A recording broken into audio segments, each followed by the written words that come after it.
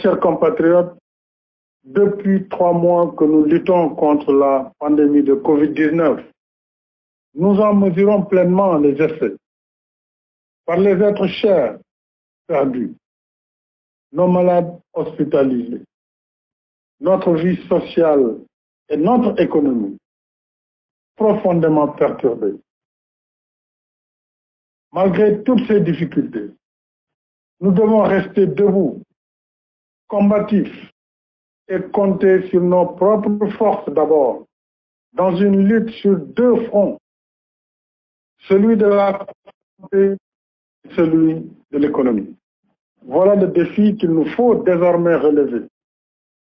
Lutter pour préserver nos vies et notre santé et reprendre toutes nos activités productives pour remettre pleinement notre économie en marche.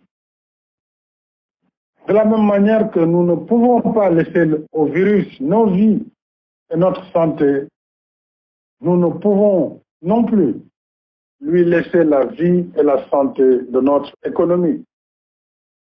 Ainsi, mes chers compatriotes, tenant compte de cette double nécessité vitale, j'ai décidé de lever l'état d'urgence et le couvre-feu y afférent à compter de demain, 30 juin 2020 à 23 heures. L'horaire de bureau qui était aménagé pour l'administration de 9 heures à 16 heures depuis l'allègement de l'état d'urgence en mai est rétabli dans sa séquence normale de 8 heures à 17 heures avec la pause habituelle de 13h30 à 14h30. La fermeture des marchés publics 1 jour par semaine pour nettoiement reste en vigueur. En raison du risque élevé de propagation du virus qu'il présente, les lieux accueillant des activités de loisirs à huis clos resteront fermés. La réouverture des frontières aériennes se fera à partir du 15 juillet prochain. Les vols internationaux reprendront ainsi selon un protocole sanitaire défini.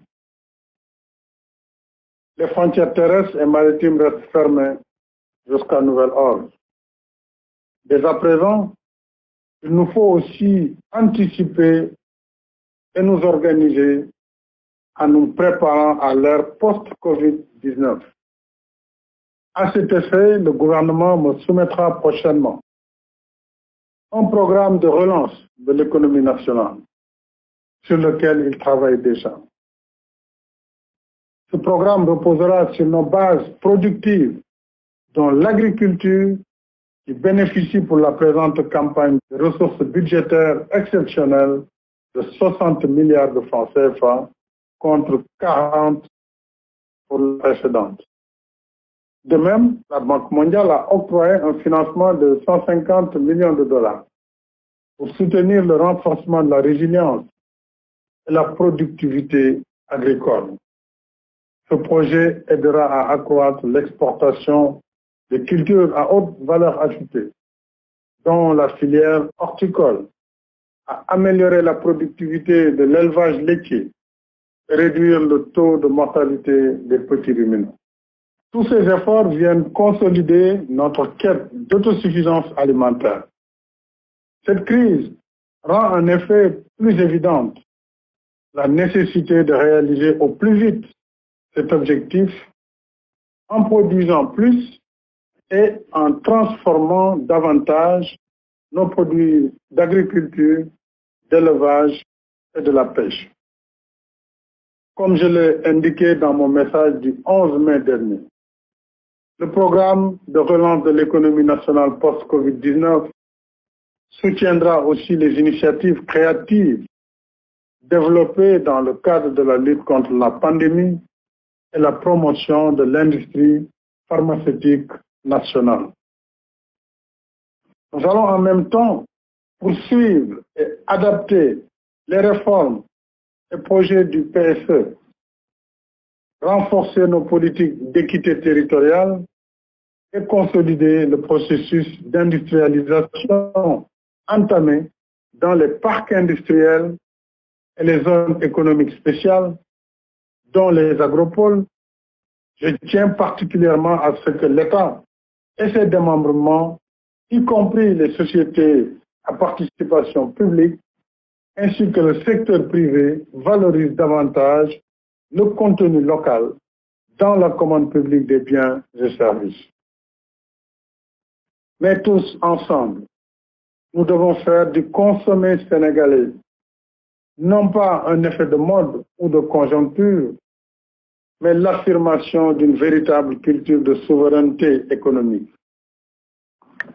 Il nous faut davantage développer un état d'esprit de nature à faire ancrer durablement une culture du produire et consommer sénégalais. Mes chers compatriotes, en levant l'état d'urgence, je rappelle en même temps que l'urgence sanitaire est toujours là et nous impose un devoir. Devoir de vigilance, devoir de responsabilité individuelle et devoir de responsabilité collective. Le péril est toujours là et nous devons continuer la lutte.